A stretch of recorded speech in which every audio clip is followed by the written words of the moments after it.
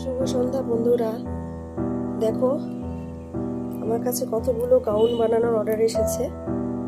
কিছু কিছু আমাকে কাপড় কিনে দিয়েছে কিছুজন, আবার কিছু কিছু জন আমাকে বলেছে তুমি কালার বলে দিয়েছে আর কেমন হবে ডিজাইন বলে দিয়েছে।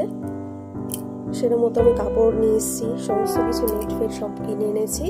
সেই দিয়ে বারবি গাউন বানানো হবে, কারোর প্রি ওয়েডিং শ্যুটের জন্য গাউন বানানো হবে।